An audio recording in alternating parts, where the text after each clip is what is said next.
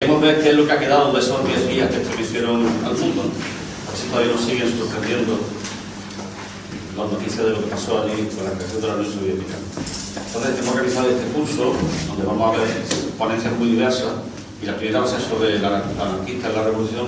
La va a dar un experto que le ha pedido también a Ángel Pérez, porque tiene vínculos familiares y afectivos entre ellos. Bien.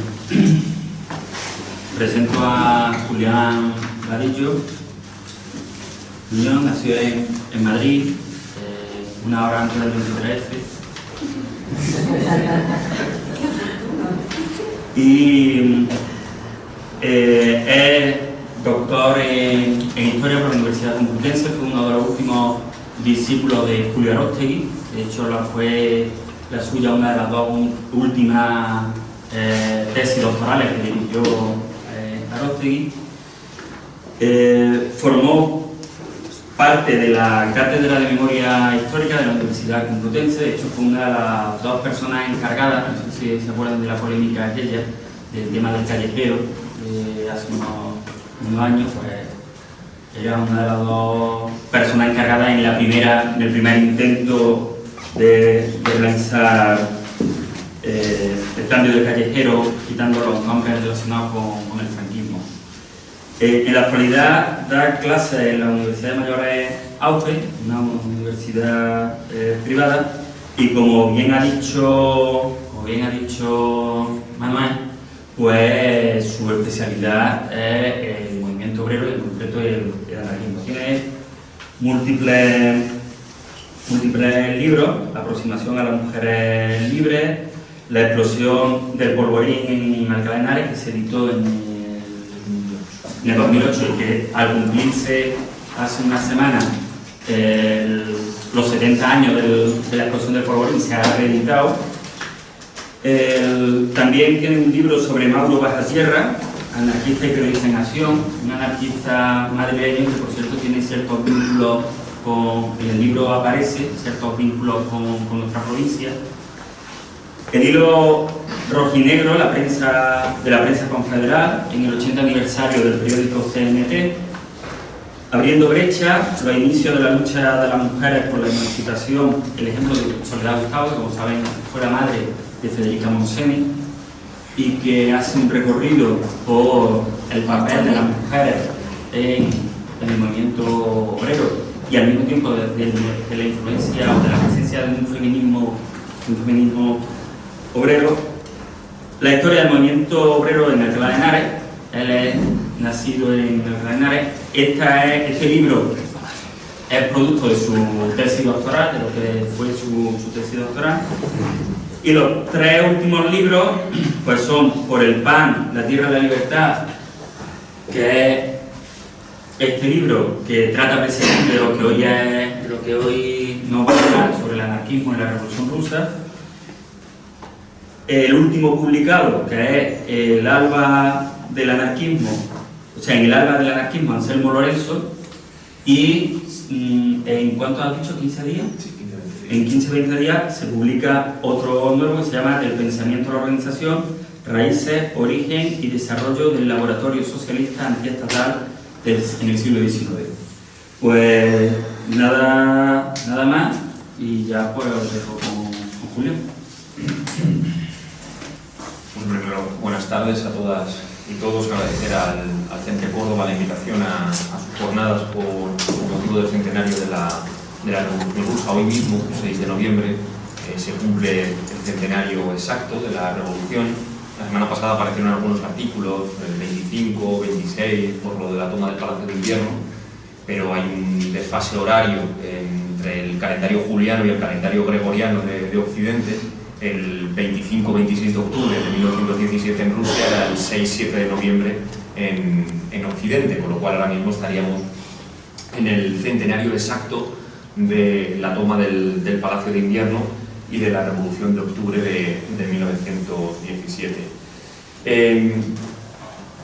Yo llevaba mucho tiempo trabajando la cuestión de la Revolución Rusa, la cuestión del anarquismo en la Revolución Rusa. Yo me hacía una pregunta siempre: ¿cómo es posible por los libros de texto que nosotros manejamos en los institutos, incluso a veces las propias clases universitarias, que la Tierra que vio nacer a Mikhail Bakunin y a Piotr Kropotkin, que son dos de los grandes pensadores del anarquismo a nivel internacional, el anarquismo no tuviese una influencia y una participación en un proceso tan importante como fue la Revolución Rusa de 1917.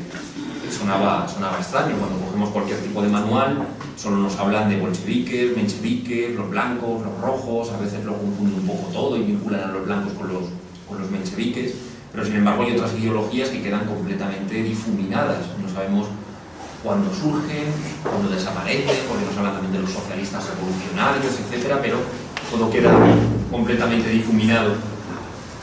Y yo, por suerte, aprendí durante muchos años el idioma ruso, visité Rusia, consulté sus fuentes primarias de los movimientos obreros rusos y pude llegar a la determinación que la Revolución Rusa de 1917, o todo el proceso de la Revolución Rusa, porque ahora podemos hablar de esos tiempos que se marcan de la Revolución, durante la Revolución Rusa, el anarquismo no es que fuese un agente invitado o una ideología marginal, es que fue un actor protagonista de la transformación revolucionaria que se produjo hace exactamente 100 años.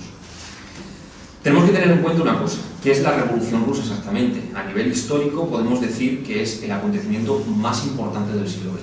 No hay ninguna duda de que lo es, en tiempo corto y en tiempo largo. Es el acontecimiento más importante del siglo XX porque, tal como decía Eric Hobsbawm en varias de sus obras, el siglo XX se le conoce como el corto siglo XX. Y el inicio de ese siglo XX estaría jalonado por la Primera Guerra Mundial de 1914 y la Revolución Rusa de 1917, porque rompe un molde, un modo de evolución social que hasta ese momento se estaba produciendo, y el final de ese siglo XX Eric Hobsbawm lo coloca en 1991 con la caída de la Unión Soviética. La Unión Soviética es el fenómeno y la consecuencia de la Revolución Rusa de 1917.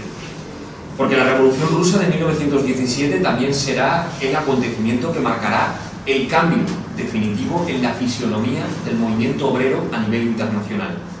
Lo que generó la Revolución Rusa fue un debate interno dentro de las propias organizaciones obreras internacionales, entre defensores y detractores de la propia revolución. El nacimiento del Cominter, de la Tercera Internacional, y del Profinter, de la Internacional Sindical Roja, lo que generó en el seno del movimiento obrero internacional es una ruptura entre los pro-bolcheviques y los que, en definitiva, se opusieron al modelo de revolución bolchevique una vez que viajaron a la Unión Soviética y comprobaron cuál era el modelo revolucionario que los bolcheviques estaban desarrollando desde el gobierno y desde las jornadas de octubre de 1917.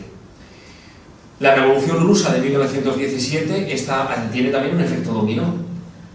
Se producen revoluciones anejadas a ella en los años posteriores.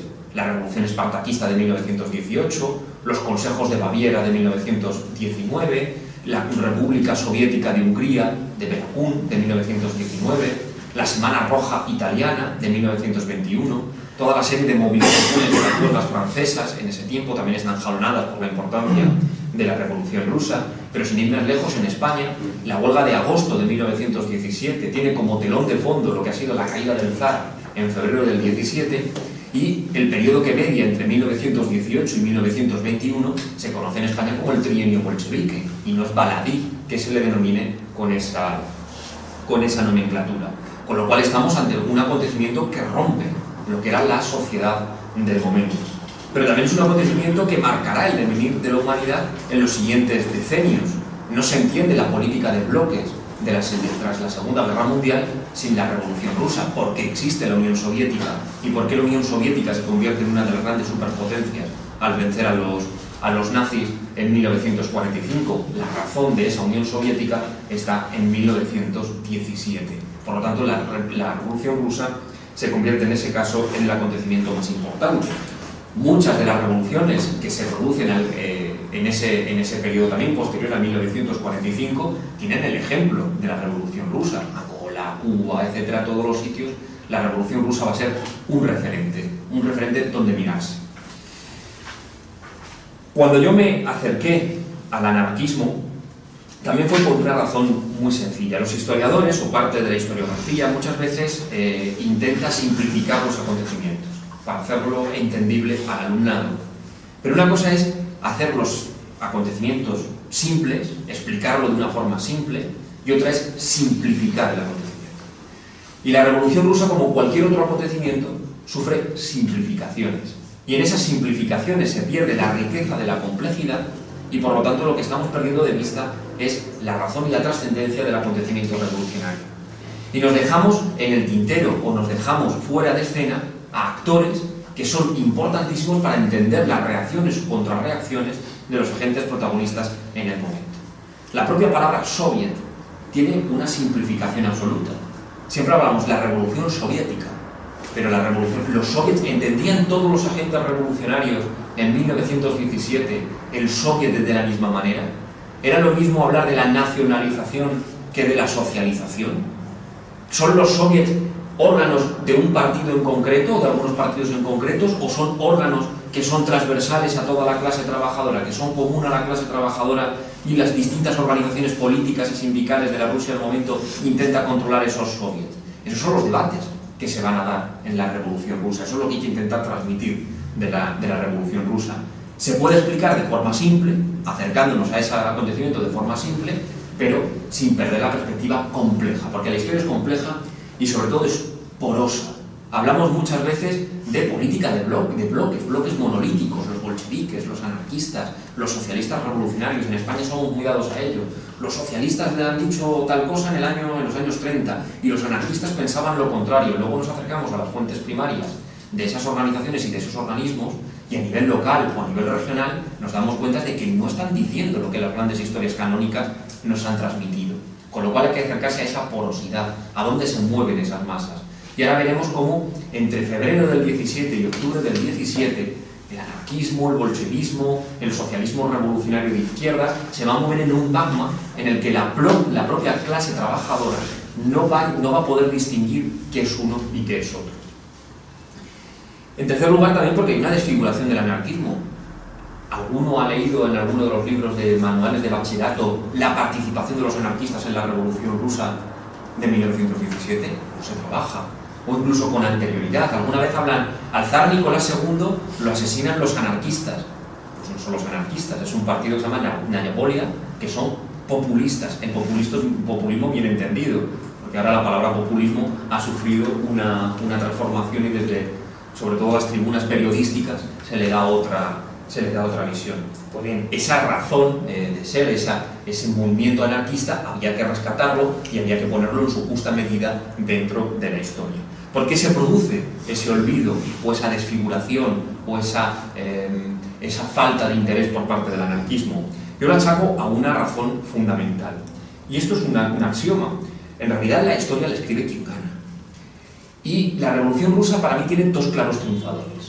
Por una parte, los que ganan la Revolución Rusa son los bolcheviques, y los bolcheviques desarrollan después una política concreta en el interior de Rusia y generan igualmente un relato de cuál es la revolución. Ese relato oficial, el relato oficial de la revolución. Pero frente a esa revolución surge en la parte occidental un modelo contrarrevolucionario o una visión crítica con la revolución. No están de acuerdo con la revolución, que es el modelo liberal. Nosotros nos encontramos con muchas historias desde el punto de vista liberal que analizan la Revolución Rusa, considera que la Revolución Rusa ha sido como una especie de mal endémico que ha caído dentro de la sociedad, y en esa pugna contra el modelo que está surgiendo en Oriente surge una literatura donde los anarquistas también desaparecen de escena, porque son actores incómodos. No encajan en ninguna de las tendencias, no encajan con los bolcheviques, porque en definitiva el Partido Comunista de la Unión Soviética llega un momento que reprime al anarquismo y el anarquismo que se tiene que exiliar, pero tampoco son parte integrante del mundo liberal, porque no están de acuerdo con el modelo capitalista liberal, sino que lo que propusieron es un modelo revolucionario distinto. Con lo cual había que acercarse al anarquismo, y esa es la opinión que yo tenía a partir de las fuentes primarias. Había que volver a leer los periódicos, había que volver a leer la documentación del anarquismo ruso para acercarnos al acontecimiento. ¿De dónde encontré yo estas fuentes primarias? Pues básicamente en tres centros importantes. El primero, el antiguo Instituto del Marxismo-Leninismo de Moscú. Ahí existe una cantidad importantísima de documentación de los movimientos revolucionarios previos a 1917 y posteriores a 1917. Por lo cual, Rusia todavía mantiene dentro de sus archivos la historia o cómo recomponer la historia de los movimientos revolucionarios. Y los otros dos grandes centros donde se tiene que investigar la historia de la Revolución Rusa y en este caso del anarquismo en particular son los centros del exilio del anarquismo. En primer lugar, París, el Archivo Histórico Nacional de París, entonces en Fontainebleau, ahora en otro pueblo cercano a París. Hay un seguimiento exhaustivo por parte de la Prefectura de Policía de París de todas las actividades de los anarquistas rusos. De hecho, si nos acercamos a esos expedientes, yo fui a París para consultar los expedientes del exilio español de 1923 a 1930 y me topé con los anarquistas rusos, a los cuales les hacen un seguimiento hora a hora. Si entran a una charla a las 9, sale a las 10, se va a cenar a tal sitio, la prefectura no dejaba puntadas sin hilo. Entonces es muy fácil recomponer lo que nos está intentando transmitir ese movimiento anarquista. Y en último lugar, los archivos norteamericanos. La Universidad de Columbia y el Archivo del Congreso de los Estados Unidos contiene gran cantidad de documentación de los anarquistas que se establecieron en Estados Unidos. Yo aquí siempre me gusta remarcar una cosa, y es que mientras en España estamos encontrando muchísimas dificultades para poder acceder a la documentación de los archivos, reconstruir, por ejemplo, lo que significó la represión franquista, en muchas ocasiones se convierte en una tarea prácticamente imposible. La ley de transparencia que aprobó el gobierno impide, por ejemplo, el trabajo de investigación que relataba mi primo de la explosión del polvorín de Alcalá de Henares. Ahora mismo no podría hacerlo por la ley de transparencia porque no tengo acceso a algunos expedientes que tuve acceso hace 10 años a ellos.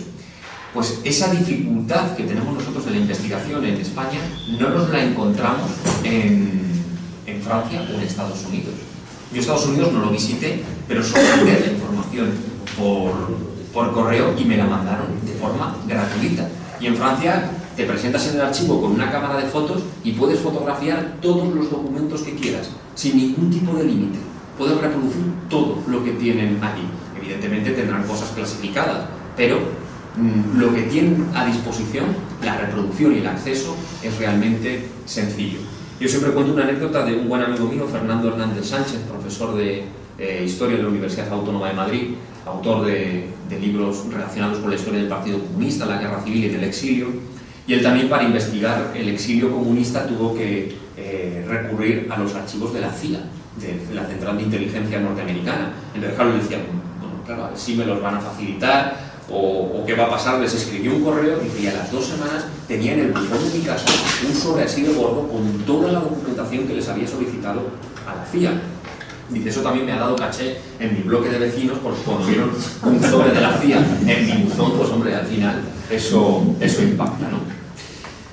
Los objetivos de una investigación sobre el anarquismo en la Revolución Rusa son varios. En primer lugar, es un objetivo no objetivo. Yo, por ejemplo, cuando escribí este libro, Por el pan, la tierra y la libertad, lo que dejé muy claro es que la historia del anarquismo ruso está por hacer, porque ves la cantidad de documentación que existe, el volumen de documentos que existen alrededor de la historia del anarquismo ruso, que no cabe en un libro de 250 hojas. Hace falta varios volúmenes para reconstruir lo que significó el anarquismo desde el siglo XIX hasta su posterior exilio ya en la década de los años 20. En segundo lugar, rescatar una historia completamente desconocida. Nadie se acordaba de los anarquistas en la Revolución Rusa, se consideraba algo anecdótico. Y en tercer lugar, aclarar términos. Yo, como historiador, yo creo que es una tarea que los historiadores, los investigadores tienen que tener encima de la mesa. Una de las cuestiones que tenemos que tener clara es no dar nada por sentado. Muchas veces nos sentimos cómodos en cosas que se dan por sentadas, pero eso lo que genera en muchas ocasiones son lugares comunes. Y los lugares comunes son malos amigos del historiador, porque al final no encajan las piezas. La historia, yo siempre se lo defino a los alumnos, la historia es un mosaico. Y nosotros los historiadores lo que tenemos es que colocar las distintas teselas para reconstruir lo que es, o acercarnos a esa reconstrucción de lo que puede haber sido el acontecimiento histórico. Evidentemente nunca lo vamos a saber con exactitud porque tú no lo has vivido y no has estado ahí para poder decir si a las 6 de la tarde Lenin se tomó un té y luego decidió tomar el Palacio de Invierno. No, pero esas teselas nos vale para hacer una reconstrucción o un mapa general de lo que podía ser el acontecimiento histórico al que nos enfrentamos. Igualmente os decía al principio que la Revolución Rusa se puede estudiar de muchas formas. Normalmente hablamos del estallido de 1917, entonces hablamos de febrero a octubre, y luego de la Unión Soviética. Ese sería digamos, la forma simple. Yo prefiero hablar de la Revolución Rusa en un tiempo largo. La Revolución Rusa hay que ponerla o iniciarla en el siglo XIX, porque la historia no son como los champiñones o las setas, que ahora cuando llueve en otoño, en pocos días han brotado. La historia tiene unas causas y tenemos que ver cuáles son las causas para que en febrero y en octubre de 1917 Rusia tenga una transformación revolucionaria tan profunda. Y muchas veces nos olvidamos que en 1905 ya hubo una revolución muy importante.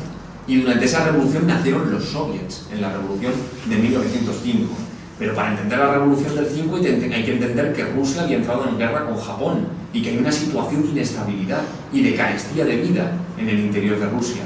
Y que durante todo el siglo XIX se han ido fundamentando las organizaciones obreras, el movimiento obrero ruso, que son los bolcheviques, sino una parte, una facción del Partido Obrero Socialdemócrata Obrero de Rusia, que son los socialistas revolucionarios. ¿De dónde vienen los mencheviques? ¿De dónde vienen los trudoviques? ¿De dónde vienen los anarquistas? Cada uno de esos actores hay que retrotraerse al siglo XIX para recomponer esas teselas y tener una visión global y general de por qué sucede lo que sucede en febrero y en octubre de 1917.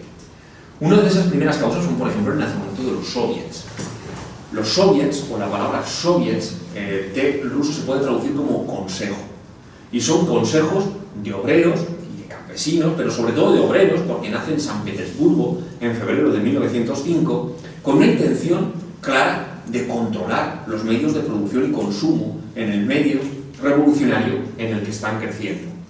No tienen una estructura partidista concreta. A los soviets participan los obreros. Si bien los socialistas revolucionarios, el Partido de los Socialistas Revolucionarios, que ha nacido en 1900, que es el movimiento obrero por excelencia ruso, porque son mayoritarios hasta prácticamente agosto de 1917, el Partido de los Socialistas Revolucionarios, digamos, sí que le da mucha importancia al nacimiento de esa estructura que en un primer momento es horizontal, asamblearia, lo que podríamos hablar sin utilizarlo porque ellos no lo utilizan en la época y tampoco podemos hacer anacronismos, que también somos muy dados a hacer anacronismos, pero sería como una especie de democracia obrera, lo que intentan hacer con el soviet. El historiador de los soviets en Rusia, Oscar Ambeiler, habla de que no solo es en San Petersburgo en 1905, sino que también empiezan a surgir soviets en las zonas industriales, la Manchester rusa, en el sur, en Ucrania, etc. Es como una especie de determinismo que va generando este tipo de estructuras, que tienen una raíz histórica. Si leemos, por ejemplo, el último libro que ha escrito también Carlos Taibo, relacionado con el anarquismo en la Revolución Rusa, ahí habla Taibo de lo que es el Mir, lo que es el Ardel, lo que es la Utsina, que son estructuras que los rusos tenían de autogestión del campo. Es decir, no le viene de nuevas a los rusos ese modelo de organización asambleario, ese modelo de autoorganización, porque ya estaba impregnado en su propia historia. Sin embargo, los soviets sí que quieren conformar como una alternativa o un contrapoder a ese poder establecido del momento. Pero en esos momentos son muy dispersos. Surgen soviets en muchos sitios, pero ninguno concreta una gran organización, una organización panrusa de soviets. Y viene a colación el tema de los soviets porque si los socialistas revolucionarios, de hecho el primer presidente del soviet de Petrogrado es Nosar Krustalev, que es un militante del Partido de los Socialistas Revolucionarios, si los socialistas revolucionarios se sienten muy cómodos en esas estructuras y los anarquistas también, por ejemplo los soviets que surgen en poblaciones como Bialystok en Polonia o Krinky, que en ese momento son del Imperio Ruso, los anarquistas son mayoritarios. Los bolcheviques, por ejemplo, al principio no lo toman como tal. Los bolcheviques consideran, cuando asisten a las primeras reuniones del soviet de San Petersburgo, consideran que el soviet se tiene que poner a disposición del partido. Esto lo relata bastante bien el historiador marxista Alan Booth en su libro Bolchevismo, el camino hacia la revolución. El partido bolchevique en aquel momento dice que el soviet tiene que estar a disposición del partido. Como el soviet no se aviene o no cree que tenga que ser una estructura o una correa partidista, el partido bolchevique se pone y se enfrenta al soviet. Y en los periódicos bolcheviques de la época, incluidos los artículos de Lenin, hay una crítica muy fuerte a los soviets, considerándolos organismos fraccionales de la clase trabajadora. Una campaña que dura prácticamente hasta 1908-1909. La cosa empieza a cambiar después, porque claro, a la altura de 1912, cuando ya el partido bolchevique se ha establecido como partido propio, con estructura partidista propia, los soviets se van a convertir en un campo de batalla. Los soviets del 1917 difieren bastante de los de 1905. En 1905 estamos hablando de consejos de fábrica. En 1917 ya estamos hablando de soviets de diputados, obreros, campesinos y soldados. Y es una estructura mucho más compleja, y una red de soviets. ¿Y qué es lo que van a hacer las distintas fracciones o las distintas organizaciones revolucionarias? Intentar controlar el soviet. Todos van a intentar hacerlo para atraerse al mayor número de fuerza obrera a su propia estructura. Los anarquistas, como os decía, en la Revolución de 1905 tienen un papel testimonial en algunos lugares, pero protagonistas en otra, porque están creciendo en influencia, porque están empezando a generar estructuras propias, Bialystok, San Petersburgo, Moscú, Ucrania, etc. Pero el anarquismo en ese momento le pasa como a todas las ideologías. Debate cuál es el modelo organizativo. ¿Qué modelo organizativo tienen que tener los anarquistas para poder incidir en la clase trabajadora? Y se dividen en tres ramas, en tres estructuras concretas. Una es muy minoritaria y apenas tiene incidencia, pero hace mucho ruido, porque es la estructura que dice que es un enfrentamiento directo con las instituciones zaristas. Es la vía terrorista del anarquismo.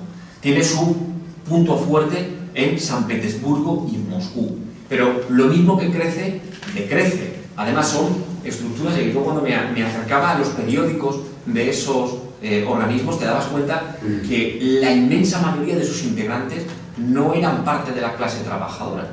Eran gente que venía de las clases más acomodadas, incluso de las clases aristocráticas, y que se rebelaban contra sus propias estructuras. Entonces, al tener esa rebelión, la forma más directa que tenían de enfrentarse a ellas era por medio del atentado personal. Pero a la altura de 1907-1908, ese modelo estaba completamente vencido. Con lo cual, los dos grandes debates que tendrá el anarquismo es si tienen que estructurar una federación anarquista a partir de grupos como Kropotkin está planteando desde Suiza hacia el interior, o bien incidir en el movimiento obrero. Si es a partir del sindicalismo revolucionario donde los anarquistas deberían incidir y generar sus propias estructuras. Esta última tendencia es la que se hace mayoritaria y tiene mucho predicamento en Ucrania, en San Petersburgo, en Moscú, etc., en algunas zonas donde hay una implicación directa del movimiento obrero con el movimiento anarquista. Como la revolución de 1905 es un auténtico fracaso, los revolucionarios tienen que partir al exilio, estos debates se siguen planteando en el exilio. Entre 1906 y 1917 siguen debatiendo en el exilio cuál es el modelo organizativo que le hace falta al anarquismo.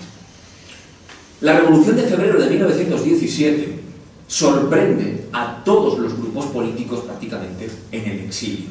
Es una revolución espontánea, es una revolución que encabeza sobre todo las mujeres. No podemos olvidar que la chispa que detona la Revolución de Febrero de 1917 es una manifestación de mujeres, primero celebrando el Día de la Mujer Trabajadora, 8 de marzo allí unos días antes, en febrero, y que después se genera una especie de movimiento revolucionario contra la carestía de vida.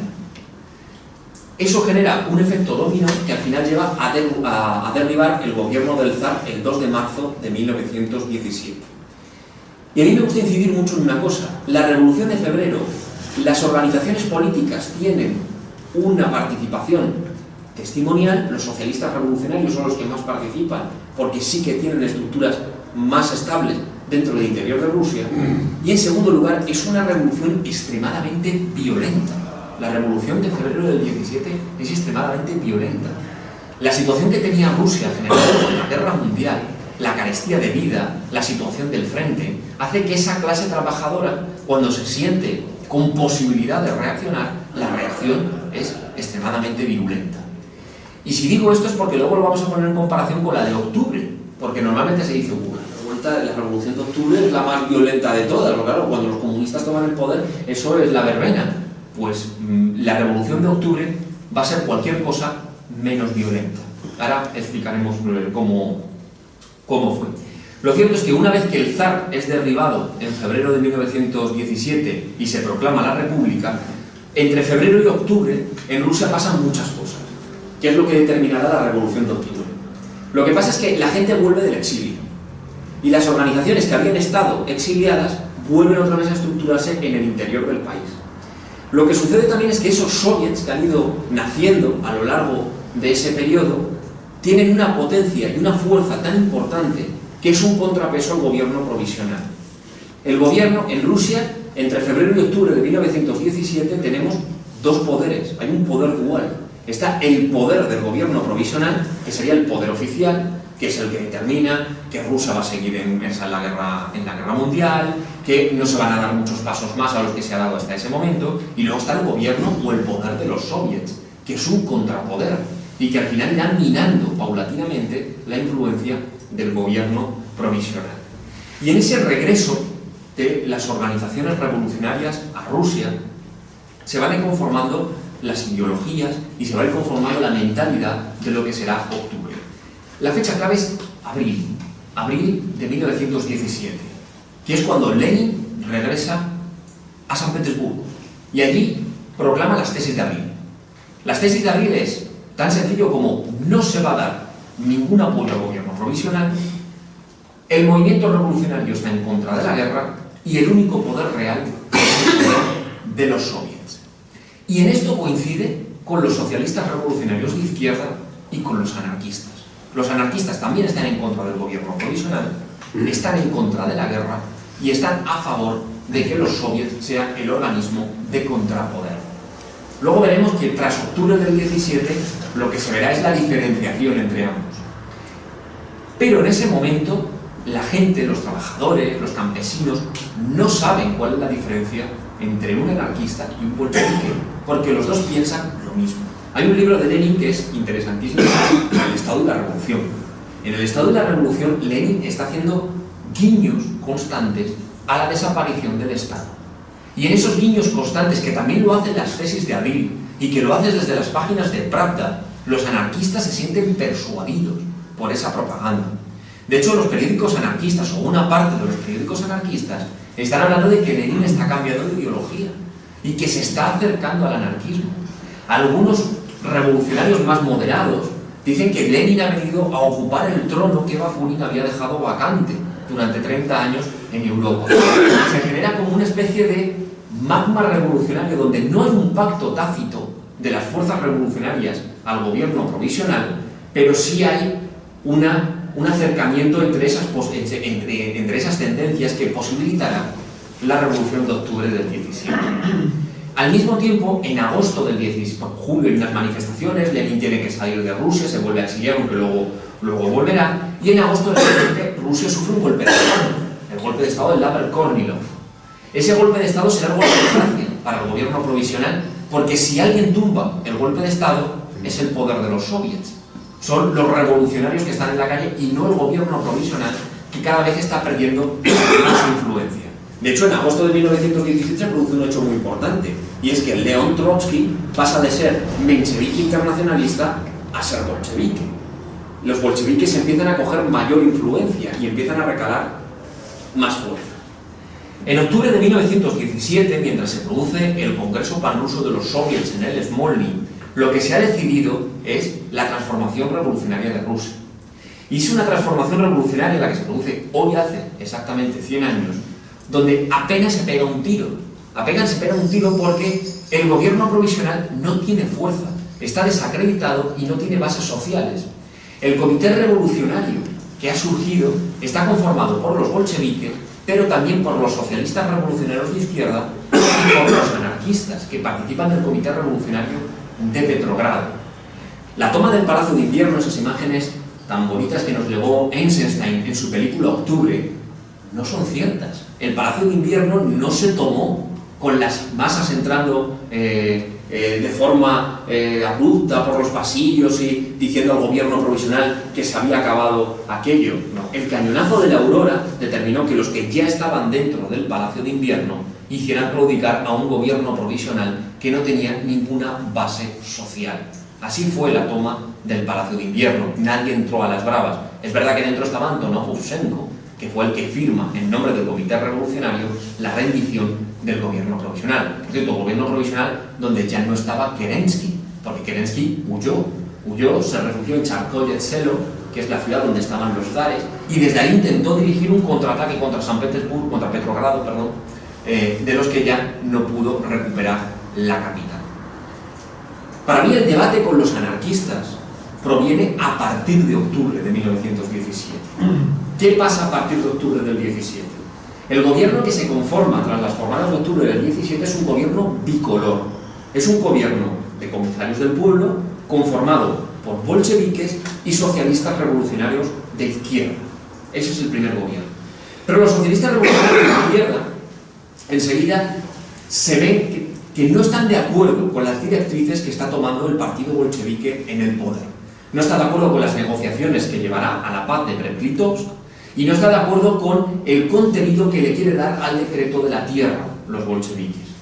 El socialismo revolucionario hay que tener en cuenta que era un movimiento político que tenía más incidencia en el campo que en la ciudad. Entonces, las reivindicaciones de los campesinos las tenían como más presente. Lo que se va a dirimir o lo que se va a departir a partir de octubre del 17 es qué modelo revolucionario se quiere establecer en Rusia. Y ahí van a surgir dos tendencias. Por una parte, los bolcheviques, posteriormente convertidos en Partido Comunista, que hablan de la nacionalización, de la instauración de la dictadura del proletariado, frente a socialistas revolucionarios y anarquistas que consideran que, por ejemplo, los soviets no tienen que ser correas de transmisión del partido, sino que tienen que ser organismos de la clase trabajadora libres de ataduras políticas, que tienen que tener elección directa, que lo que se tiene que producir es una socialización de la economía, es decir, que son directamente los trabajadores y los campesinos los que exploten la tierra. Ese es el debate que se va a dirimir entre bolcheviques y socialistas revolucionarios y anarquistas también en particular.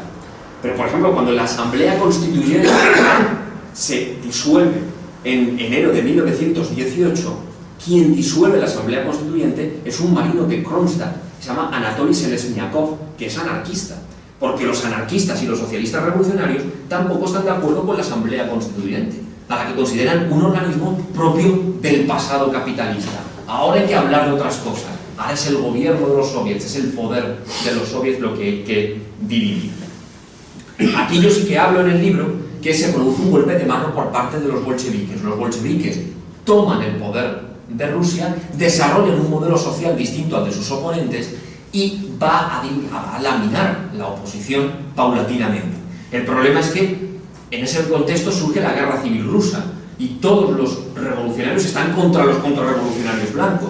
Entonces siguen combatiendo en los frentes, pero en las retaguardias se está hablando y se está debatiendo de qué es la revolución o cómo se tiene que desarrollar la revolución. Y en eso el gobierno va a laminar a la oposición. Hay dos momentos o dos acontecimientos que los anarquistas intentan o participan para poder cambiar el curso que están imponiendo los bolcheviques desde el gobierno. El primero se produce en Ucrania y es el que se conoce como magnovismo, el ejército insurreccional magnovista, encabezado por un personaje que se llama Néstor Makhno. Néstor Makhno es un campesino ucraniano, trabajador también del metal, fundador de grupos anarcocomunistas durante la revolución de 1905, encarcelado, condenado a muerte, en la cárcel conoce más anarquistas, perfecciona su pensamiento, la amnistía de febrero le hace volver a su pueblo, funda el soviet, el expresidente, bueno, desarrolla en la zona, si tenéis en la cabeza un mapa de Ucrania, toda la zona donde está el jaleo del Donbass actualmente, toda la cuenca del Donetsk, toda esa era la zona de influencia del movimiento Makhno. Lo que intenta Makhno, o lo que empieza a desarrollar Makhno con su movimiento, es un modelo de sociedad autogestionaria, antiautoritaria, socialista, donde los soviets tienen todo el poder, donde se generan colectividades, hay unos intentos de transformación educativa a partir de los modelos de Ferrer Guardia en España, genera una sociedad libertaria en esa zona de Ucrania. Y al mismo tiempo funda un ejército de campesinos que se llama Ejército Insurreccional Magnovista, que no solo defiende a esa zona libre, lo que ellos denominan la zona libre de Ucrania, sino que va a combatir a las fuerzas nacionalistas, a los invasores pro-alemanes y a las fuerzas blancas de Denikin y de Wrangel. Porque lo que había provocado, y eso es lo que critican socialistas revolucionarios y anarquistas de la parte de Brest-Litovsk, es que Rusia, al firmar la paz en esos términos y perder un tercio de su territorio, Polonia, Ucrania, etcétera, que han salido del antiguo imperio ruso, se deja en manos prácticamente de las fuerzas pro-alemanas. Entonces todos estos grupos revolucionarios tienen que resistir las embestidas de esos grupos políticos y de esos grupos militares. Magnó se entrevista con Lenin y en esa entrevista, a pesar de las diferencias, lo que queda claro es que el Ejército Rojo tiene que ir a Ucrania. Y lo primero que hace cuando el Ejército Rojo llega a Ucrania es pactar con los magnovistas. Con los magnovistas pactan hasta en 3 ocasiones. Son pactos militares, por lo cual el ejército insurreccional pasa a formar parte del Ejército Rojo, pero conserva sus estandartes, la bandera negra, que es la bandera del anarquismo allí, la bandera negra, lo que es la disposición del ejército magnovista se mantiene, pero son el sexto cuerpo de ejército del Ejército Rojo. El problema es que una vez que los acuerdos militares, en todas las ocasiones que han firmado los pactos, que los acuerdos militares son cumplidos, los bolcheviques o el Ejército Rojo intenta desmantelar al mismo tiempo la comuna antiautoritaria que el magnovismo está generando en el este del país. En un último acuerdo, que es en 1920, Magnó intenta firmar no solo un acuerdo militar, sino un acuerdo político. Por ese acuerdo político, Magnó reconoce la autoridad del gobierno soviético de Moscú, reconoce su implantación en Ucrania, menos en la zona libre de Ucrania, que quedaría a disposición de los magnovistas. Evidentemente, el acuerdo político nunca se selló entre magnovistas y bolcheviques, y lo que provocó, una vez que las tropas de Wrangel, las tropas blancas contrarrevolucionarias de Wrangel, son vencidas, hay un enfrentamiento directo entre magnovistas y bolcheviques, y por número y por fuerza vence el Ejército Rojo al ejército magnovista, que tiene que o bien salir exiliado, o algunos de ellos acaban en prisión. El último acontecimiento, o el último intento por parte de algunos anarquistas de intentar dar un giro al modelo revolucionario que se estaba desarrollando en Rusia, es la rebelión de los marinos de Kronstadt en febrero de 1921. ¿Qué es Kronstadt? Porque esto, por ejemplo, sí se ve a veces en los libros de historia, la rebelión de los marinos de 1921. Kronstadt es una fortaleza militar en una isla, se llama la isla de Kotlin, está a pocos kilómetros de Petrograd, de San Petersburgo. De hecho, cuando el invierno se hiela esa parte del Báltico, se puede alcanzar a pie la fortaleza de Kronstadt. La historia de los marinos de Kronstadt es una historia transversal a la Revolución Rusa. Hay marinos de Kronstadt en el 5, hay marinos de Kronstadt en 1911, en el 12, en febrero del 17. De hecho, esta es la fuerza que tienen los marinos de Kronstadt, que cuando cae el zarismo y se proclama el gobierno provisional, prácticamente Kronstadt es una república independiente dentro de Rusia, porque no obedece nunca al gobierno provisional. Y hablando así en un lenguaje coloquial, cuando los marinos de Kronstadt llegaban a Petrogrado, la gente decía: algo va a pasar, algo chungo va a pasar cuando los marinos de Kronstadt se les ve por las manifestaciones, porque eran un cuerpo bastante aguerrido y bastante feroz, incluso en sus formas. El soviet de Kronstadt es un soviet muy plural, es un soviet donde tiene cabida mencheviques, bolcheviques, anarquistas, socialistas, revolucionarios, etc. La fuerza de los marinos de Kronstadt llega a tal punto que llegan a secuestrar a Víctor Chernov. Víctor Chernov es una de las personalidades más importantes del socialismo revolucionario histórico. Había sido dirigente de la organización de combate a principios del siglo XX, participó en numerosos atentados terroristas contra el gran duque Sergei, etc. él era el cabeza o el ideólogo de todos esos movimientos. Los marinos, Chernov sufre una transformación ideológica a lo largo de su vida y se convierte al final en un personaje moderado. Bueno, los marinos de Kronstadt secuestran a Víctor Chernov y amenazan con asesinarlos, y tiene que intervenir Trotsky para que no se produzca ese hecho. La Revolución de Octubre del 17 no se entiende sin los marinos de Kronstadt, que están presentes en las calles de Petrogrado en la toma del Palacio de Invierno o del propio crucero Aurora. Allí estaban también dos barcos importantes en esta rebelión de 1921, que será el Petropavlovsk y el Sebastopol, que serán los que encabezarán la rebelión. Los marinos de Kronstadt se opusieron desde el principio al llamado gobierno, a lo que ellos llamaban el gobierno monocolor de Rusia. No estaban de acuerdo que los bolcheviques dirigieran solo y exclusivamente el poder de Rusia. Decían que ese poder tenía que estar repartido y que la elección de los soviets tenía que ser libres. Tenía que haber libertad de elección para esos soviets entre todas las tendencias políticas. El problema que tienen los marinos de Kronstadt es que estos debates lo quieren introducir en medio de la guerra civil, y ellos son unidades del ejército, y en ese momento están combatiendo al ejército blanco. Pero cuando al final de la guerra, finales de 1920, inicios de 1921, la guerra está clara que va a ser favorable al gobierno revolucionario, los marinos de Kronstadt vuelven otra vez sobre la carga a hablar del modelo revolucionario y plantean una serie de medidas en contra del gobierno bolchevique, o que quiere que el gobierno bolchevique implemente. Lo primero, libertad para los presos, anarquistas y socialistas revolucionarios que están en la cárcel en ese momento.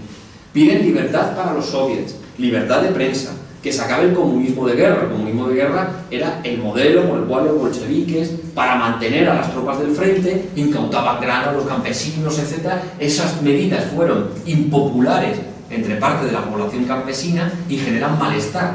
Y muchas organizaciones revolucionarias hacen eco de ellas, entre ellas los marinos de Kronstadt. Un soviet que en ese momento en Kronstadt lo conforman todas las tendencias políticas. No es una revuelta anarquista. Esto tiene que quedar bien claro, porque siempre, históricamente se ha dicho, la revuelta de Kronstadt es una revuelta anarquista. No es una revuelta anarquista. Participan muchos actores, incluidos bolcheviques, que no están de acuerdo con las disposiciones del gobierno de Moscú. Pero lo que no iba a tolerar, y esto queda claro en los documentos internos que se está celebrando en ese momento, el 10º Congreso del Partido Comunista de la Unión Soviética y del propio Partido Comunista, lo que no iban a tolerar es un debate sobre el modelo revolucionario. Y aquí el que mejor lee la revuelta de Kronstadt es Lenin. Yo siempre en estos meses que he estado presentando el libro por varios lugares de España, yo no me canso de decir una cosa: Lenin es el personaje más inteligente de toda la revolución, el más inteligente, el que tiene los análisis más exactos en cada momento de cómo tiene que discurrir el acontecimiento revolucionario, el que sabe cómo tiene que actuar el partido en cada momento. Esto no quiere decir que tenga razón, pero es el que lo tiene más claro, y es el más inteligente de todos los revolucionarios de la época. Desde luego, la inteligencia de Lenin es sobresaliente, y en Kronstadt también lo es. Frente a la campaña que Zinoviev y Trotsky habían montado de Kronstadt son blancos o son contrarrevolucionarios donde las tropas blancas y zaristas están interfiriendo, Lenin dice: no son blancos los que están en Kronstadt, son revolucionarios. Es la izquierda revolucionaria la que se ha sublevado en Kronstadt, pero no podemos debatir con ellos, porque si debatimos con esa izquierda estamos poniendo también en tela de juicio nuestro propio modelo revolucionario.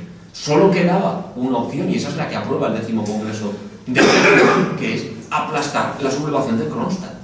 De hecho, entre los marinos de Kronstadt, la figura de Lenin es apreciada hasta este momento, hasta febrero del 17. Ellos dicen: no, hay algunas figuras que son letales y no estamos de acuerdo con ello, pero seguramente que cuando Lenin lea nuestras reivindicaciones, Lenin hará caso a las reivindicaciones de Kronstadt. En este caso, no se produce. A pesar de los intentos que tienen anarquistas como Emma Goldman o Alexander Berkman, que en ese momento actúan en Rusia y tienen dentro del gobierno bolchevique tienen bastante influencia, no hay una negociación con los marinos de Kronstadt, lo que hay es un asalto militar, que sí que dirige en este caso Trotsky y Zinoviev, que son los ideólogos del asalto a la fortaleza militar de Kronstadt. Cuando Kronstadt es aplastada, cuando la sublevación de Kronstadt es aplastada, ya no va a existir en Rusia una oposición exterior al partido bolchevique, al partido comunista. Lo que existirán son debates internos dentro del partido. Existirán debates sobre el tema de los sindicatos.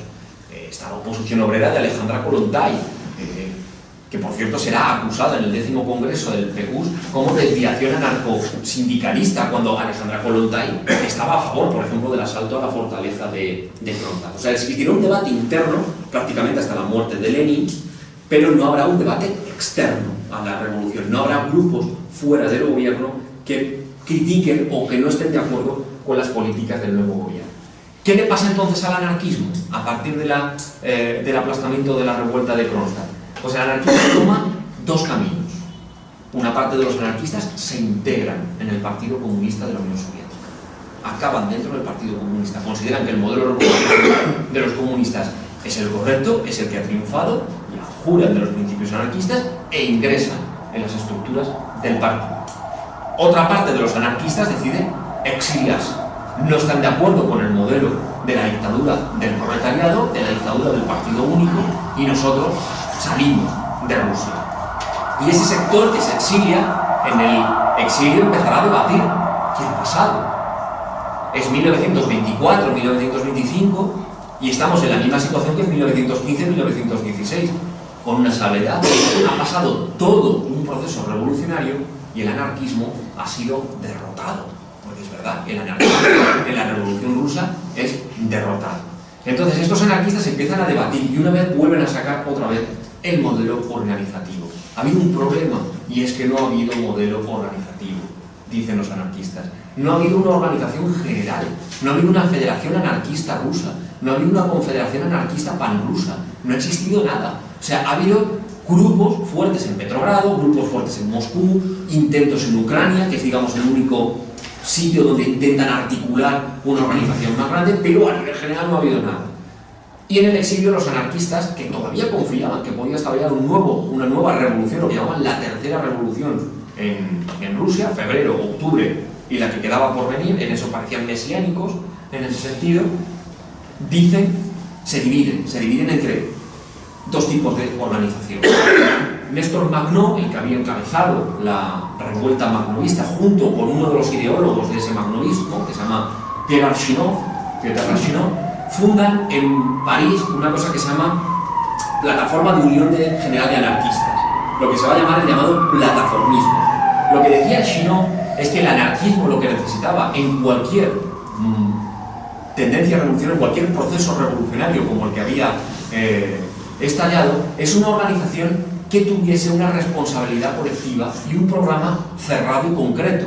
Es decir, lo que piensan los anarquistas es esto, y todos los que están dentro de la plataforma de unión de anarquistas tienen que defender este programa. Digamos que crea Archinov una especie de partido político anarquista. Esto es muy criticado por otros anarquistas rusos, como Volin, pero también por anarquistas internacionales como Malatesta, que lo que dicen, si tú creas una estructura vertical, lo que estás haciendo es reproducir el modelo del partido bolchevique, pero con un programa anarquista, y lo que diferencia al anarquismo de otras tendencias del socialismo es la diversidad de corrientes, es decir, que no hay una responsabilidad colectiva, que haya una federación anarquista, pero que sea el debate interno lo que genere un consenso, no un programa cerrado. Makhno se convence de que efectivamente a lo mejor la plataforma, ese plataformismo, no es lo mejor para los anarquistas. Pero Archinov no. Y Archinov considera que ha sido una segunda derrota. O sea, nos han derrotado los comunistas en la Unión Soviética y ahora nos derrotan los propios anarquistas en el exilio. Así que Archinov decide regresar a la Unión Soviética, curiosidades del destino, abjura de sus principios anarquistas, se afilia al Partido Comunista de la Unión Soviética en 1932 y en 1937, en el pleno apogeo de la represión stalinista, es asesinado. Todos los anarquistas que habían pasado a pertenecer al Partido Comunista, habían pasado anarquista, Yashub, Novomir, etc., con el stalinismo son represaliados y muchos de ellos ejecutados. El resto de los anarquistas que se quedan en el exilio, para ellos, el recuerdo de la revolución revolución será eso, un recuerdo. Hemos podido ganar y no lo hemos conseguido. Se les presenta una nueva oportunidad en España. Y, por ejemplo, en las milicias anarquistas participaron magnovistas que habían logrado exiliarse, o incluso el hijo de Bolin, uno de los anarquistas más destacados rusos, participó en las milicias confederales de la CNT en Barcelona. Pero para ellos ese fracaso fue siempre enorme. Además, yo siempre termino así, y acabo ya, para pasar al turno de preguntas. La diferencia, por ejemplo, de otros lugares respecto a la Unión Soviética es que en Rusia el modelo de la Unión Soviética duró muchísimos años, empieza en 1917 y termina en 1991. Cuando cae la Unión Soviética, y muchos hay exiliados que vuelven, por ejemplo, del anarquismo ruso de primera hora no vuelve nadie, porque ya no quedaba nadie. O sea, el paso del tiempo para ellos es letal. No es, por ejemplo, en España cuando termina la dictadura franquista sí vuelven exiliados, comunistas, anarquistas, etc., pero en la Unión Soviética no vuelven. Lo que sí quedó para ellos fue el recuerdo. Hoy, por ejemplo, a nivel bibliográfico, si vosotros y vosotras queréis acercaros a la historia del anarquismo ruso, hay algunas cosas traducidas al castellano, pero no son muchas. Hay una historia del movimiento magnovista de Piotr Arsinov, que no deja de ser algo muy agiográfico sobre, aparte con Arsinov. Yo cuando investigaba los documentos de primera mano me daba cuenta que Arsinov no estaba contando en realidad lo que sucedió en la zona magnovista. No fue tan así como lo contaba Arsinov. Está la Revolución Desconocida de Bolin, que también analiza el papel de los anarquistas en la revolución, libros de Anatol Gorelik, de Arthur Levig, etcétera, que sí que tratan esto, pero por ejemplo en castellano hay muy poca bibliografía. Paul Avrich tiene algún libro traducido y poco más. La mayoría de la bibliografía que yo he manejado para hacer este libro es francesa y rusa, que es donde la producción bibliográfica es más grande. Y lo que queda claro es que para todos esos exiliados, esa gente que se quedó fuera de Rusia y desarrollar un modelo revolucionario distinto en 1917, todo esto quedó como un recuerdo de lo que pudo ser y nunca llegó a ser, ¿no? Es, digamos, la derrota del anarquismo ruso. Pasamos un turno de ello.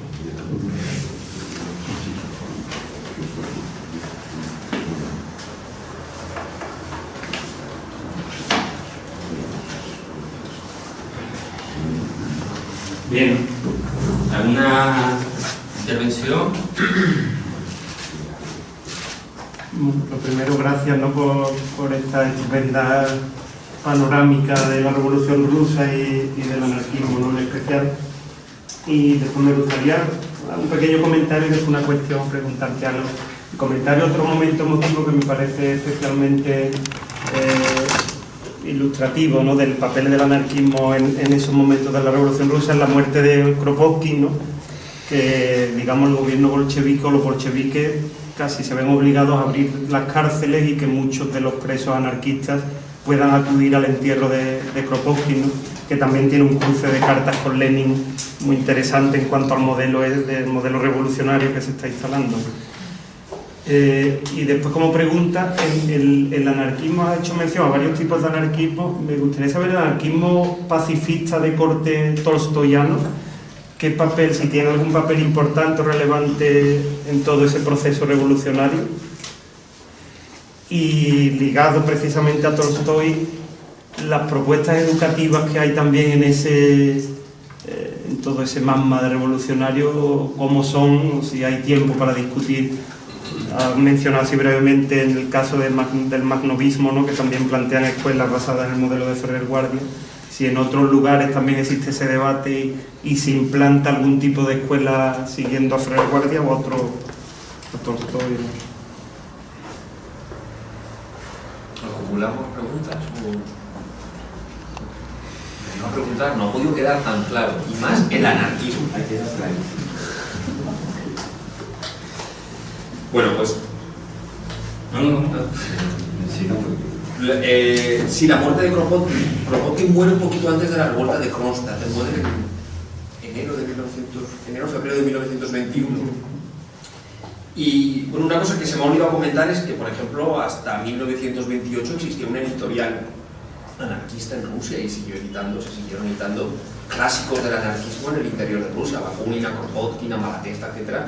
se leían con libertad dentro de Rusia, porque existía una editorial que se llamaba Golostruda, y también daté una manifestación que se produjo en 1927 en Moscú, patrocinada por algunas personalidades anarquistas para pedir la libertad de Sacco y Vanzetti, los anarquistas que fueron ejecutados en la silla eléctrica en Estados Unidos en agosto de 1927.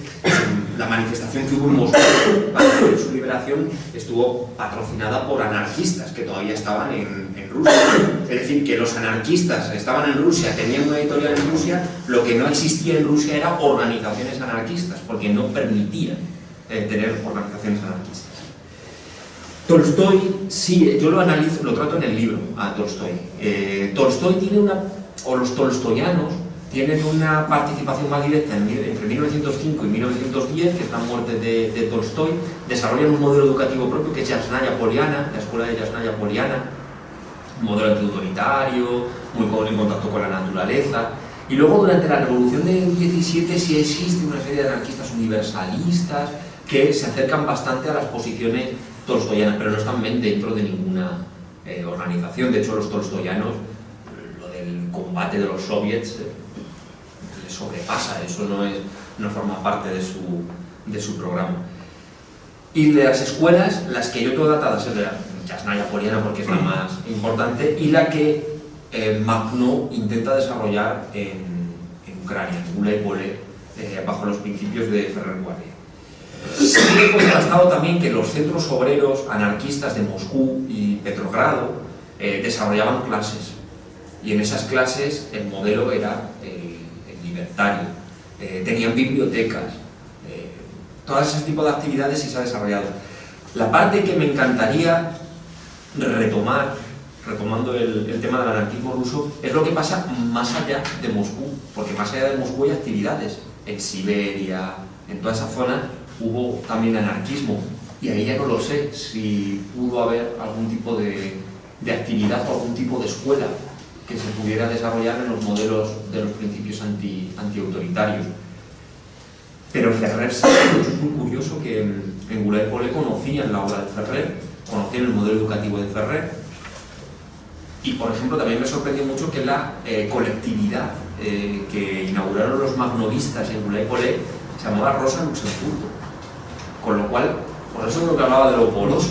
Ellos son anarquistas o están cercanos a... Hay un debate, por ejemplo, también si el magnovismo es anarquismo o no es anarquismo. Anatol Gorelik, otro anarquista, dice que no es anarquista, que es un movimiento de las masas laboriosas y que los anarquistas, por su estructura, se sienten muy vinculados a él, pero que no es exactamente anarquista. Tú analizas después quiénes son los que desarrollan el magnovismo en el este de Ucrania, son todos anarquistas. Makhno es anarquista, Ginov es anarquista, Taranovsky, Vodovichenko, todos son anarquistas, por lo cual el componente anarquista existe, ¿no? Pero es poroso, porque ellos tienen simpatía por Rosa Luxemburgo, por ejemplo. La revolucionaria alemana tiene su importancia dentro de la revolución internacional. Hay otros destinos de los anarquistas, por ejemplo, Abba Gordin es un anarquista judío. Lo de los judíos es muy poderoso, no lo he citado, pero por ejemplo en Bialystok, donde los anarquistas son aplastantemente mayoritarios, todos son judíos, todos.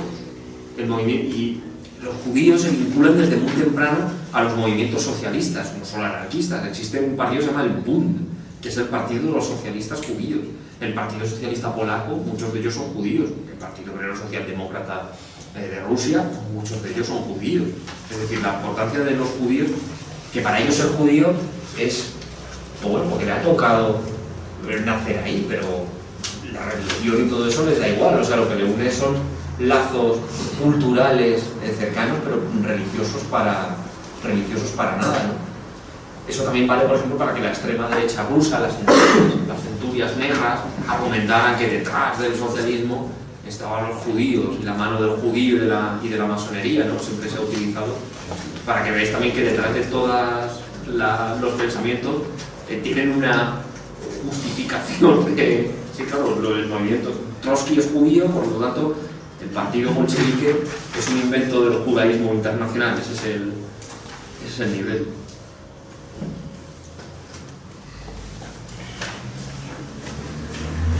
Pero bueno, yo quería, me ha encantado la charla, ha sido muy instructiva. Quería preguntar sobre la relación de la CNT en los tiempos de la Revolución Rusa o posteriores. Creo que hubo una visita, no sé si fue a Ángel Pestaña, además, que creo que visitó, y no sé si tuvo contacto, creo que tuvo una entrevista con Lenin, o no sé si iba a estar Lenin, ya no me acuerdo, y si tuvo algún también tanteo con los anarquistas que estaban en ese momento en pleno proceso revolucionario, en pleno proceso de la construcción de la Unión Soviética. Sí, mira, de esto precisamente he preparado un pequeño trabajo para un congreso que se celebra la semana que viene en Granada sobre el centenario de la Revolución Rusa, y es el impacto que tiene la Revolución Rusa en el anarquismo español. Si te acercas a los periódicos Tierra, Libertad y Solidaridad Obrera de 1917 y 1918, comprobarás que los más entusiastas defensores de la Revolución Rusa en España eran los anarquistas, porque consideraban que prácticamente los bolcheviques eran como semidioses que habían tumbado el capitalismo. Incluso Tierra Libertad habla en diciembre de 1917 que se ha proclamado el anarquismo en Rusia. Claro, esto les lleva a la CNT a aprobar en su Congreso de la Comedia de 1919 la inclusión de la CNT en la Comintern de forma provisional. De forma provisional porque lo van a dejar también en manos de una delegación que se va a trasladar a Rusia para participar en el Congreso. Esa delegación la iba a conformar en un principio Salvador Cremades y Evelio Boal y Ángel Pestaña, pero al final tanto Cremades como Boal no pueden viajar porque son detenidos, y Pestaña sí logra llegar hasta Rusia. Y allí pasa 70 días exactos. Está Pestaña en el Congreso del Comintern, que dejó dos libros que son, bueno, dejó muchos escritos sobre el tema de la Revolución Rusa. Un informe al Comité Nacional de la CNT, donde da sus impresiones de lo que es la revolución, de lo que ha sido la Revolución Rusa, el gobierno bolchevique, y cuál tiene que ser la decisión final de la CNT de cara a estar en la internacional. Y dos libros que son magníficos, que llaman 70 días en Rusia, lo que yo vi, 70 días en Rusia, lo que yo pienso. Esos son los dos libros de Pestaña. Pestaña se entrevistó con anarquistas rusos, conoció a anarquistas en Moscú, llegó a dar una conferencia en un centro anarquista. Pero lo que queda claro, después de analizar los textos de Pestaña, después de analizar la prensa de la época, es que el anarquismo no tenía muy claro lo que era, por ejemplo, el magnovismo. Habían oído hablar de Magnó. De hecho, en Moscú a Pestaña le citan a Magnó. Otro español que viaja en esos momentos a Rusia, que es Fernando de los Ríos, por el Partido Socialista, también en su libro Mi viaje a la Rusia sovietista habla de Magnó como el representante del defensor de los soviets libres en Ucrania, pero no se tiene claro quién es Magnó. Pero con los anarquistas de Moscú sí, y los anarquistas de Moscú transmiten a Ángel Pestaña cuál es su visión de lo que está sucediendo en Rusia. Otro contacto que tiene Pestaña en Rusia es Víctor Serge, Víctor Kivalchik, que era un anarquista que luego se hizo comunista, medio ruso, medio francés, que en ese momento es un delegado, parte del gobierno soviético. Él había estado en el movimiento anarquista francés y había tenido contacto con los anarquistas españoles en Cataluña, en Barcelona, y le transmite que también los anarquistas han tenido una participación muy importante en la revolución, que están siendo reprimidos por el gobierno, pero que lo que le falta a los anarquistas son organización en Rusia. Eso se lo dice Kivalchik a Pestaña. Y Pestaña se entrevista con Lenin. Y la conclusión que saca también Pestaña es que es un personaje súper interesante, súper inteligente, pero no está de acuerdo con él. No está de acuerdo en cuál es el modelo que Lenin le quiere dar a la revolución. Además, esa entrevista también es empeño de Lenin. Lenin quería conocer a Ángel Pestaña. Ángel Pestaña es un personaje que en aquella época era el representante más importante de la CNT junto con Salvador Seguí.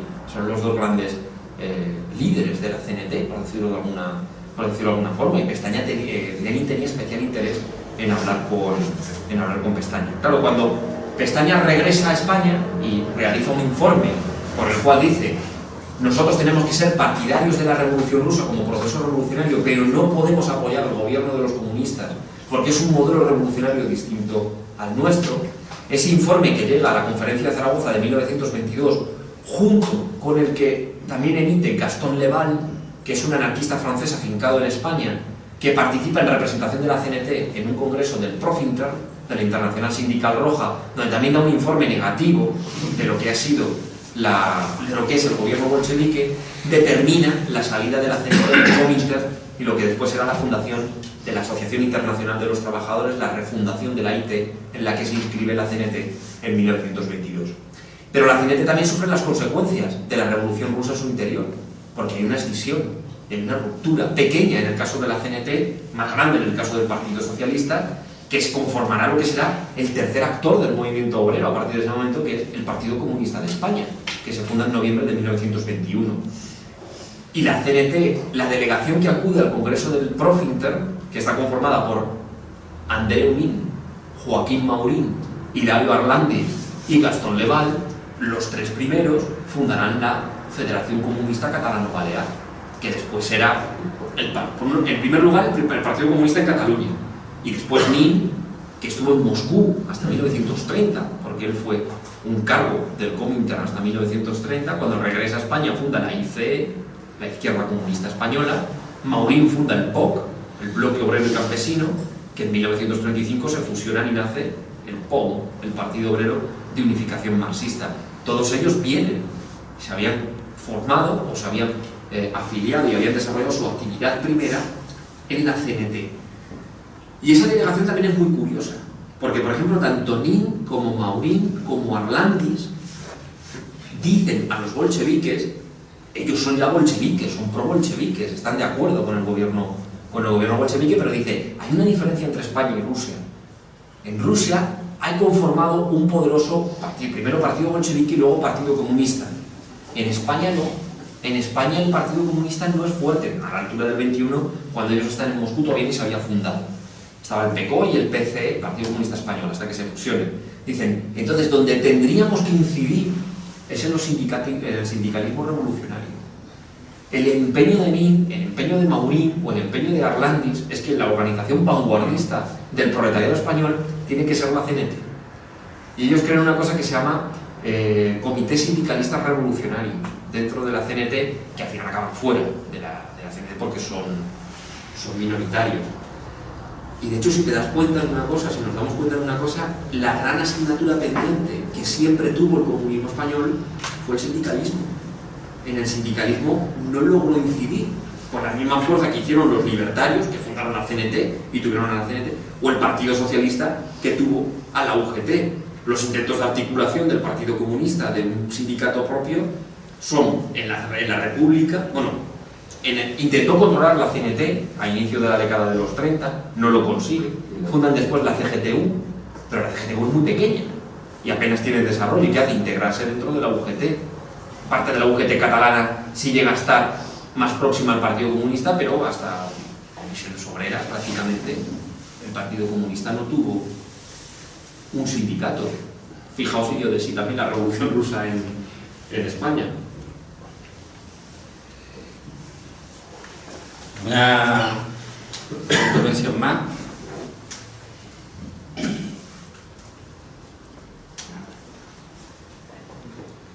Entonces... Muy bien, pues nada, pues muchas gracias, Julián, y nos vemos el próximo jueves. ¿De acuerdo?